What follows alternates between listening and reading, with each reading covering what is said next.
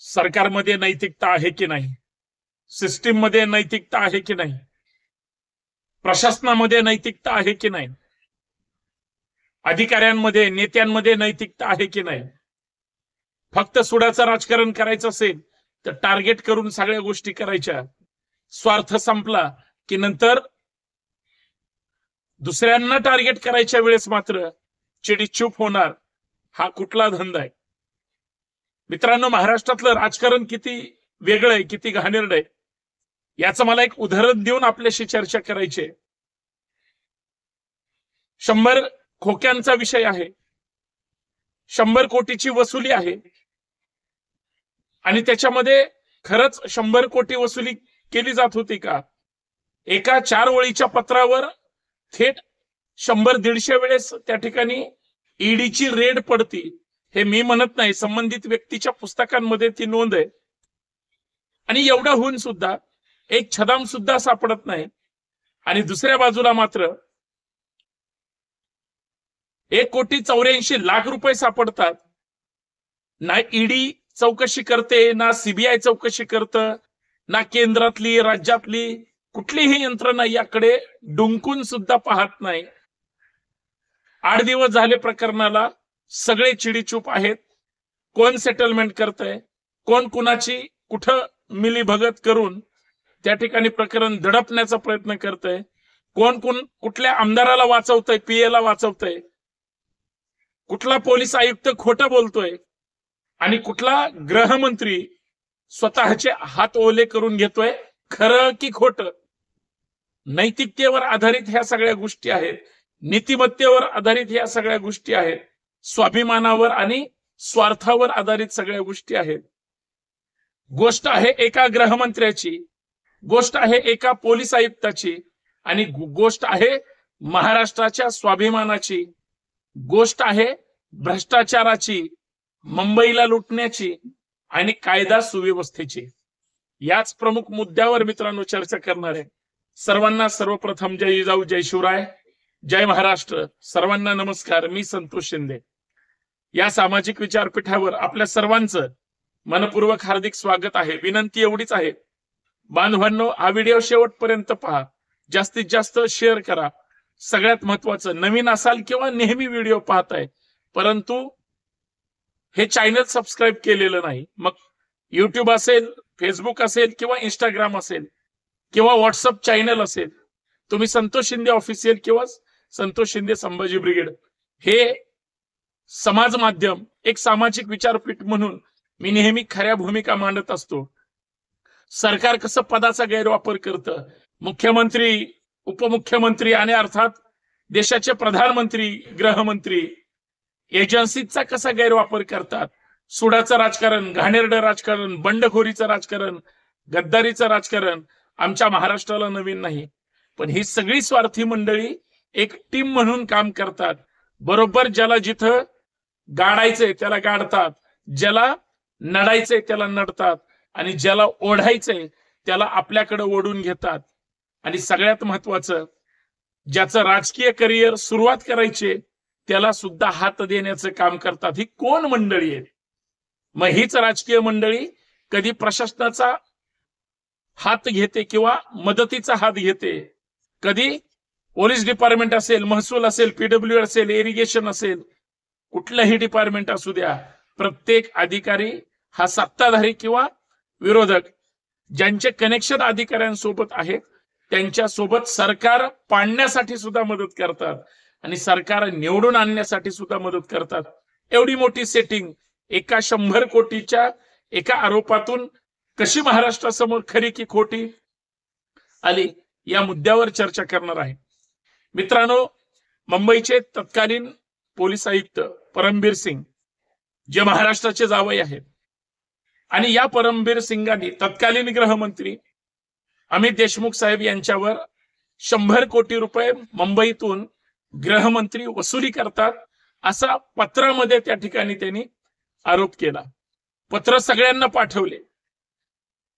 ज्यावेळेस तपास यंत्रणांकडे हे पत्र गेलं, मीडियाकडे आलं, पब्लिक डोमेन मध्ये आलं, त्यावेळेस अमित देशमुख अर्थात राज्याचे तत्कालीन गृहमंत्री अनिल देशमुख हे भ्रष्टाचारी आहेत, त्यांच्यावर आरोप करण्यात आले. अनिल देशमुखांकडे 1 रुपया सुद्धा सापडलेला नव्हता. अनिल देशमुखांनी कुणाकडूनही थेट पैसे घेतलेले नव्हते.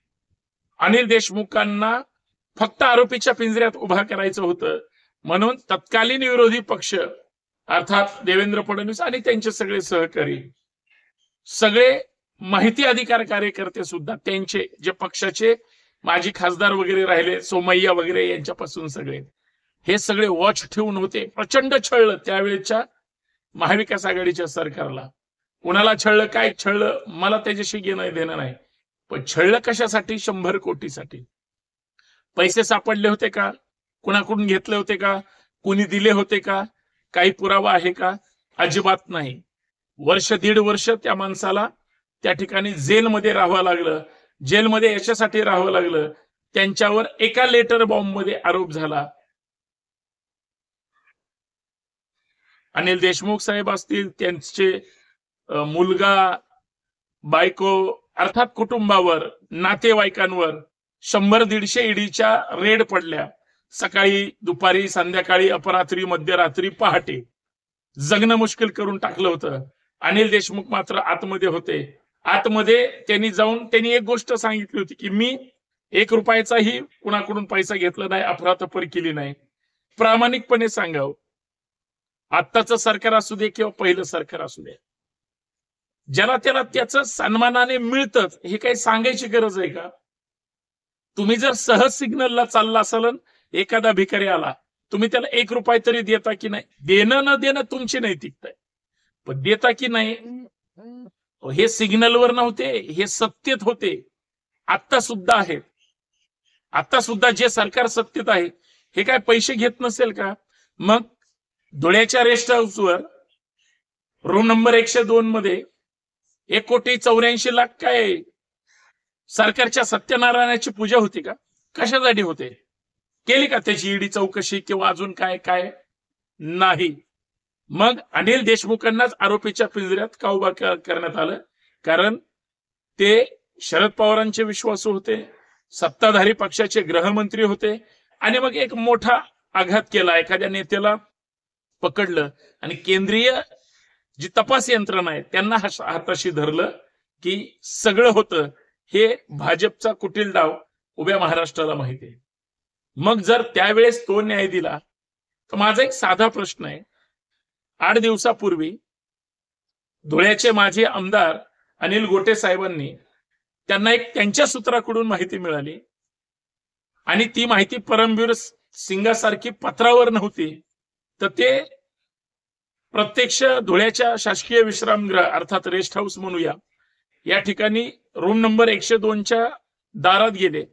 पहिलं रेस्ट हाऊस मध्ये जाऊन त्यांनी रूम कुणाच्या नावावर बुक आहे ते पाहिलं. ती रूम होती जालन्याचे आमदार अर्जुन खोतकर साहेब, त्यांचा जो पीए पाटील म्हणून, त्यांच्या नावावरती रूम होती. आता एका आमदाराचा पीए हा थेट सरकारी कर्मचारी किंवा कोट्यातला माणूस, ज्याला सगळं माहितीये, सगळ्या गोष्टी कशा करायच्या असतात ते सगळं माहितीये, ते आज हे धंदे करत नसतील. खूप वर्षापासून बरेच नेते त्याने खंगाळून काढले असतील. त्यांच्या त्या रूम मध्ये 4-5 कोटी रुपये होते असा संजय राऊतांनी सुद्धा आरोप केलेला आहे. आणि त्यांना समजलं की अनिल गोटे साहेब आले, ते 2-3 तासापासून निघणं करतायत. बरोबर वेळ साधून त्यांनी तिथून पळ काढला. रूम मध्ये मात्र बॅगामध्ये भरून कमीत कमी 1,84,283 रुपये वगैरे इतकी रक्कम त्या धुळ्याच्या रेस्ट हाऊस मध्ये रूम नंबर 102 मध्ये सापडले. आता मला फक्त 2 प्रकरण वेगळे सांगायचे. 100 कोटी अनिल देशमुख घेत होते की नाही घेत होते, पुस्तकात सांगितलंय त्यांनी. माझ्यावर ईडी काहीच सिद्ध करू शकत नाही, पुरावा देऊ शकली नाही. नंतर जामीन झाला. आणि ईडीची प्रक्रिया एवढी डेंजर आहे, आरोप झाला ना अटक केली की लवकर माणूस सुटतच नसतो. आणि मग ह्या सगळ्या गोष्टीमध्ये धुळ्यात मात्र ठाकरे गटाच्याच माजी आमदारांनी ज्येष्ठ आमदारांनी, अनिल गोटे साहेबांनी जवळपास 2 कोटीच्या जवळ रक्कम कॅश मध्ये त्या ठिकाणी मिळालेली असताना 2-3 तास कलेक्टर, एसपी, अँटी करप्शन, तहसीलदार आणि मग संपूर्ण प्रिंट मीडिया, इलेक्ट्रॉनिक्स मीडिया सगळ्यांकडे ते गराने गात होते. एकानंही त्यांची दखल घेतलेली नाही.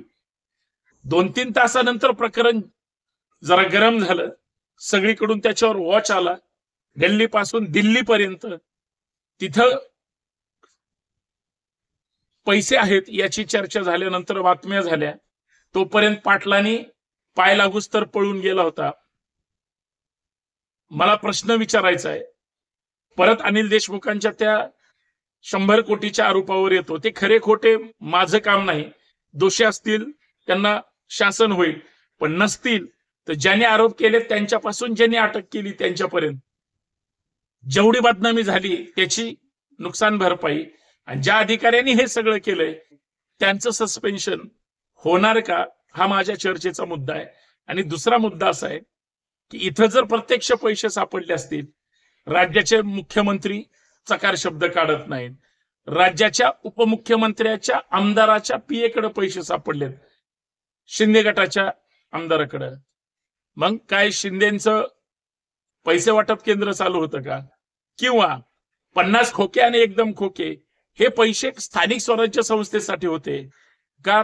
त्यावेळेच्या जिल्हा नियोजन समितीच्या बैठकीच्या किंवा त्या आमदारांच्या बैठकीमध्ये सगळ्यांचं वाटप ठरलं होतं. संजय राऊतांनी सांगितलेलं आहे की सगळ्या आमदारांचं वाटप होतं.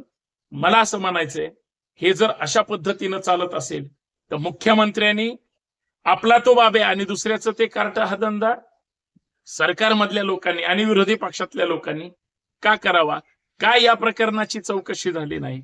का ईडीनं या पाटील पीएचा किंवा सगळ्या त्या ठिकाणी संबंधित लोकांचा पैसे सापडलेल्या ईडी चौकशी, सीबीआय चौकशी किंवा त्या पैशाचं झालं काय वगैरे वगैरे का काही तपास यंत्रणा झाली नाही?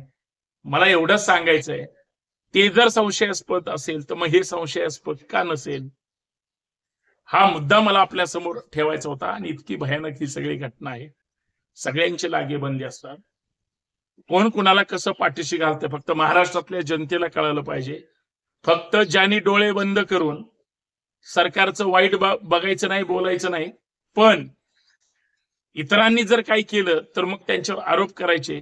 इतका धादांत खोटारडा राजकारणातला धंदा हा खरा तर राजकारणाची प्रतिमा घाण करून ठेवणार आहे. आणि मला अजूनही विश्वास आहे राज्याचे 2 उपमुख्यमंत्री आणि स्वतः गृहमंत्री अर्थात मुख्यमंत्री महोदय धुळ्यातल्या त्या 1,84,84,000 रुपयाचा 100% छडा लावतील आणि महाराष्ट्राला काय तो त्या बातमीतला अंदाज देतील किंवा निर्णय देतील एवढीच अपेक्षा आहे. पण ते करतील न करतील तुम्हाला काय वाटतं मला नक्की कमेंट मध्ये सांगा. सगळे घोटाळे तो भयानक घोटाळे ठरवून करतात. जय शिवराय. विनंती एवढीच आहे, व्हिडिओ शेवटपर्यंत पहा. अर्थात जास्तीत जास्त शेअर करा, सगळ्यांना पाठवा, फॉलो सबस्क्राईब करायला विसरू नका.